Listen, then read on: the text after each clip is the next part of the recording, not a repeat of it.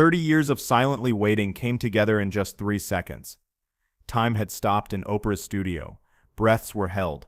Hearts seemed to pause mid-beat. The moment two women saw each other, it was as if the world had stopped spinning around them, as if the universe itself had conspired to create this singular moment of recognition.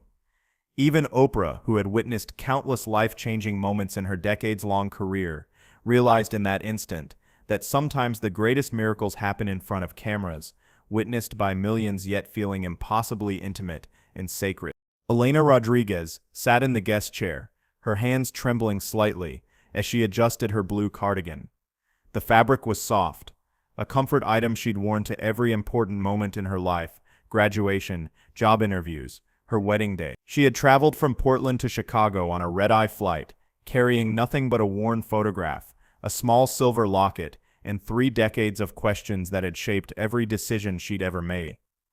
Across from her, Oprah leaned forward with that knowing look, the expression she wore when she sensed something profound was about to unfold, the same look that had comforted presidents and movie stars alike.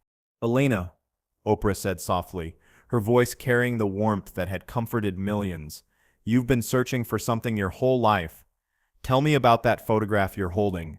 Elena's fingers tightened around the small, faded picture that had been laminated years ago, to preserve it from her constant handling. "This is all I have of her," she whispered, her voice barely audible above the studio's gentle hum. "The adoption agency gave it to my parents when I was 3 months old. They said it was taken the day I was born, probably in the hospital room, where she made the hardest decision of her life." Her voice caught, emotion threatening to overwhelm her carefully rehearsed composure. "She's holding me and there are tears on her face. But they're not just sad tears. There's something else there, something that looks like love mixed with heartbreak." I've stared at this picture 10,000 times, memorized every detail, wondering if she ever thinks about me, if she wonders what I became. The camera moved closer with deliberate precision, capturing not just the emotion that was building in the studio, but the subtle details that would make this moment unforgettable.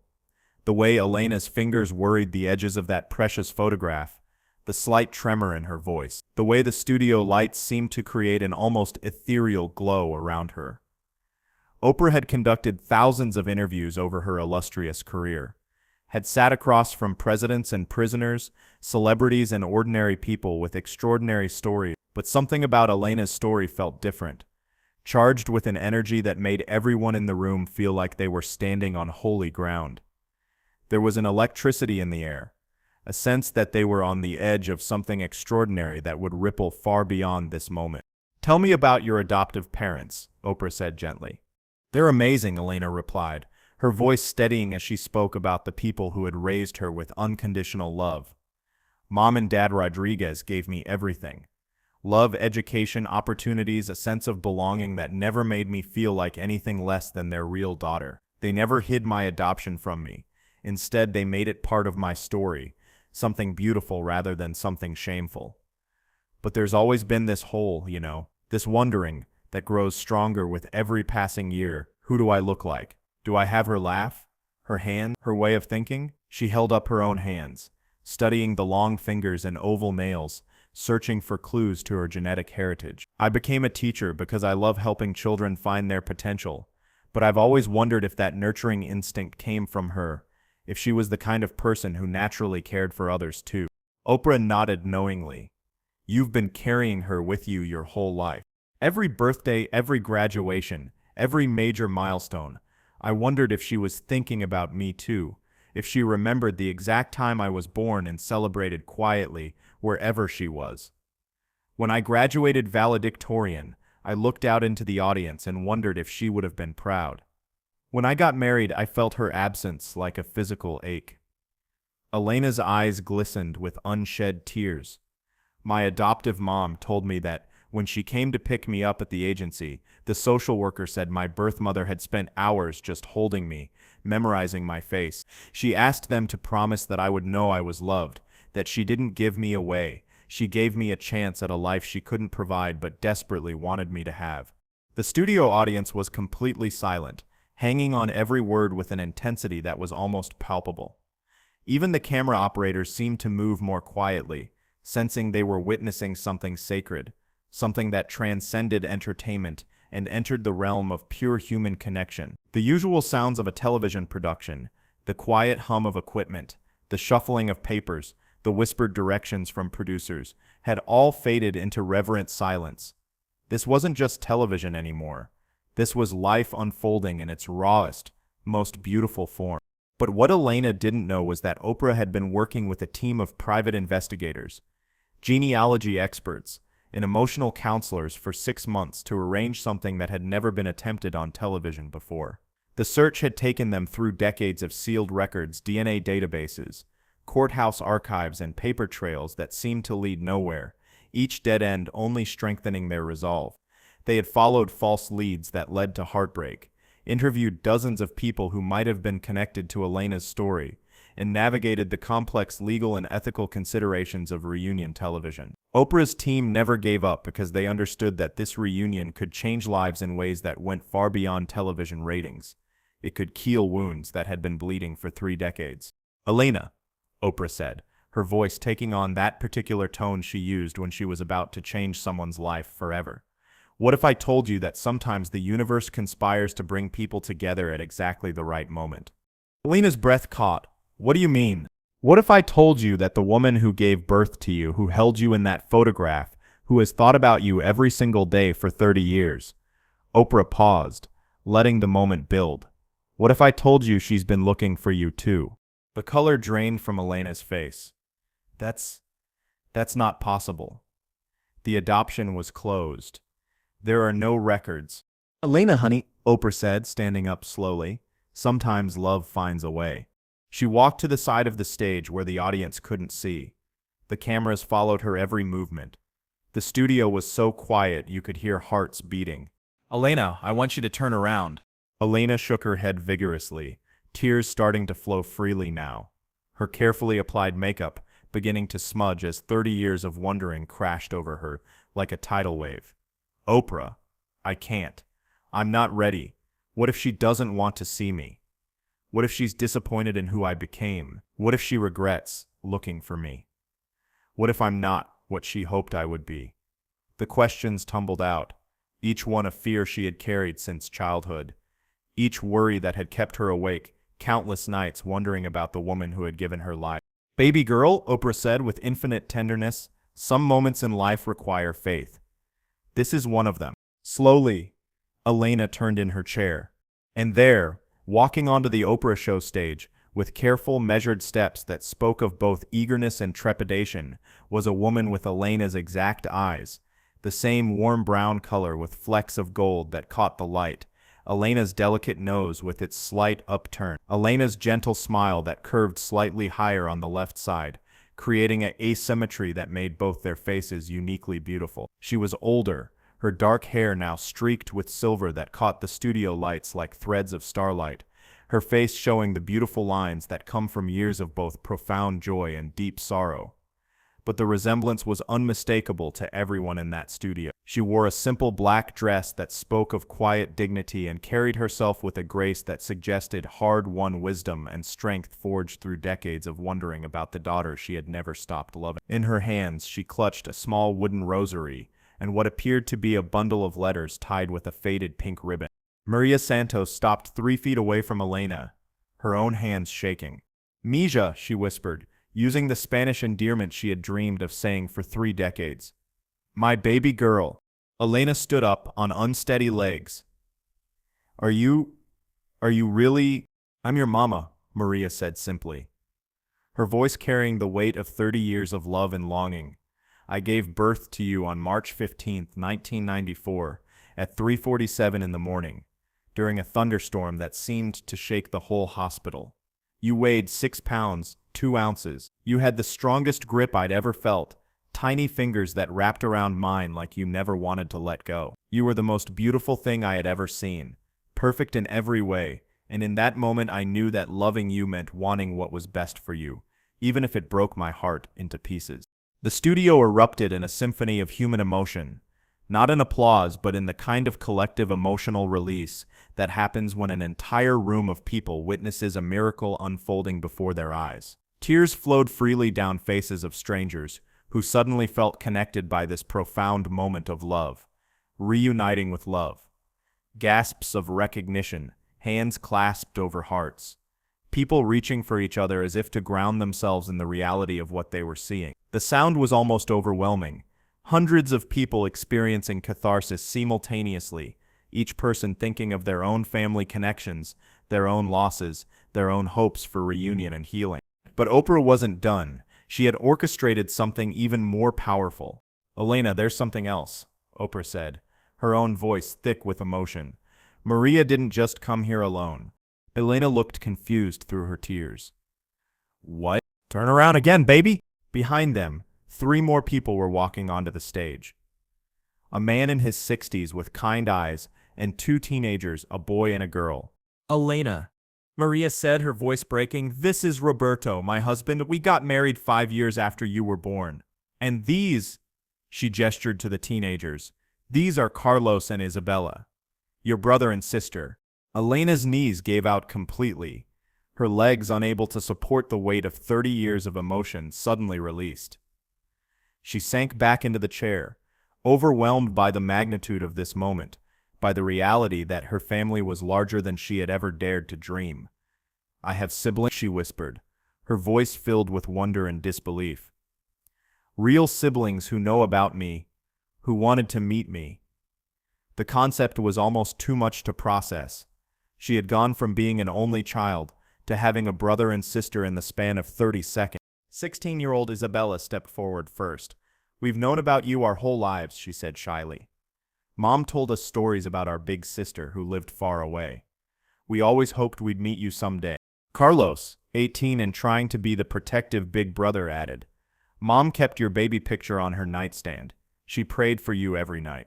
Oprah was openly crying now, something she rarely allowed herself to do on television. Her professional composure completely dissolved in the face of such raw human beauty. But this wasn't just television. This was life happening in its purest, most unscripted form, the kind of moment that reminded everyone watching why human connection is the most powerful force on earth. Even her seasoned production crew, people who had seen everything in their years of television work, were wiping away tears and struggling to maintain their professional focus while witnessing something that transcended their medium entirely. "Maria," Oprah said, "tell Elena why you gave her up." Maria took a deep breath. "I was 17 when I had you. 17 and scared and alone. Your father had left when he found out I was pregnant. My own family had disowned me for bringing shame to our name." She moved closer to Elena. "I lived in a shelter for unwed mothers. I had no money, no education, no way to give you the life you deserved." She pulled out her own photograph, the same one from the adoption, but her copy was more worn, handled more often. "The day I signed the papers, I held you for 4 hours straight. I memorized your face, your smell, the way you fit in my arms. I sang you a lullaby in Spanish that my grandmother used to sing to me. And I made you a promise." "What promise?" Elena whispered. "I promised that I would become the woman worthy of being your mother, that I would educate myself, get my life together, build a family that would welcome you if you ever came looking for us." Roberto stepped forward. "She never stopped talking about you. When we met at community college, one of the first things she told me was that she had a daughter out there somewhere. I fell in love with her, partly because of how much she loved you, even from a distance." Mom finished her nursing degree. Isabella added proudly. "She works in the NICU now, taking care of premature babies. She says it's her way of honoring you, helping other babies get the care she couldn't give you." Elena was sobbing now, but they were healing tears. I thought you forgot about me." "Forget you?" Maria moved closer, finally reaching out to touch Elena's face. "Mija, I named the wind after you. Every March 15th I light a candle and sing happy birthday. Every time I see a teacher, I wonder if that's what you became. I volunteer at the children's hospital because I thought maybe, somehow I could help other babies the way I couldn't help you." But then came the moment that would be replayed on social media millions of times. Elena looked at her birth mother and said the words that broke every heart in that studio. "Did you ever regret giving me away?" Maria's answer came without hesitation. "Never. Not for 1 second. because look at the magnificent woman you became. She turned Elena toward the audience. Look at you. You're educated, kind, beautiful. You became a teacher. You're helping children every day. You have parents who adore you, a life full of purpose. Baby, you became everything I dreamed you could be when I was too young to help you get there myself. Oprah stepped in at this moment because she knew what needed to happen next. Elena, there's one more thing. Maria didn't just bring your family today, she brought something else. Maria reached into her purse and pulled out a worn notebook. I wrote you a letter every year on your birthday. 30 letters. I never knew where to send them, so I kept them all. She handed the notebook to Elena, who opened it with trembling hands. The first page read, "To my Elena, on your first birthday. Today you are walking somewhere, taking steps I cannot see, but I am walking with you in my heart." Elena couldn't read anymore. She stood up and, for the first time in 30 years, fell into her birth mother's arms. The hug lasted 4 minutes. Oprah timed it. 4 minutes of 30 years of love, regret, hope, and healing compressed into one perfect moment. When they finally separated, both women were transformed. Elena had found her missing piece. Maria had found her heart. But the most powerful moment was yet to come. Oprah, in her infinite wisdom, asked the question that would resonate with millions of viewers. Elena, what do you want to say to every adoptee watching this? Elena wiped her tears and looked directly into the camera. You are not rejected. You are chosen twice. By a birth mother who loved you enough to give you opportunities she couldn't provide, and by adoptive parents who chose to love you as their own. She turned to Maria, and to every birth mother out there, your love doesn't end with adoption. It continues. It follows your child wherever they go. Maria added, and sometimes, if you're blessed, love finds its way home. Oprah closed the show with words that would be quoted for years. Love is the only force powerful enough to transcend time, overcome fear, and heal what seems permanently broken. Today we witnessed love in its purest form. A mother's love that never gave up, and a daughter's courage to seek what her heart knew was missing. As the credits rolled, the audience saw something beautiful. Two families becoming one. Elena's adoptive parents, who had flown in as a surprise, embracing Maria and Roberto. Siblings getting to know each other. A family tree that had been broken, now growing strong again. 6 months later, Elena moved to Chicago to be closer to her birth family. She kept her adoptive parents' name, Rodriguez, but added Santos, becoming Elena Rodriguez Santos. She started a foundation for teen mothers, providing education and support so they could keep their children if they chose to. Maria became a grandmother figure to Elena's students, often visiting her classroom to read stories in Spanish and English. The notebook of letters became Elena's most treasured possession, but she didn't need to read them anymore. She was living the love they contained. Isabella and Carlos flew to Portland every summer to stay with Elena. Carlos ended up going to college there, saying he wanted to be near his sister he'd waited 18 years to meet. And Roberto?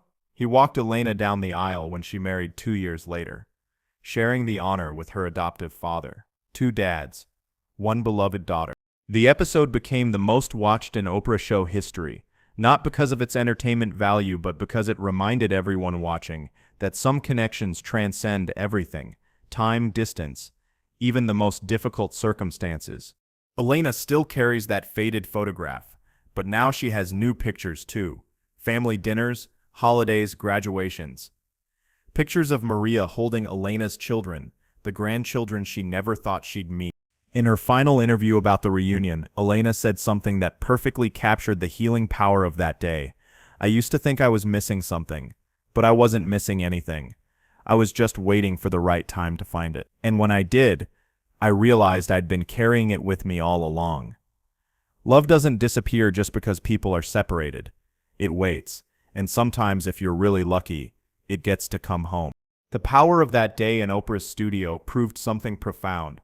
Some moments are too big for television, too real for scripting, too beautiful for anything but truth. And sometimes, the greatest gift we can give each other is the courage to love without conditions, to seek without guarantees, and to believe that what's meant to be will always find a way. That was the day Oprah's studio became a bridge between yesterday's heartbreak and tomorrow's healing. That was the day two women learned that love never really lets go. It just waits for the perfect moment to come home.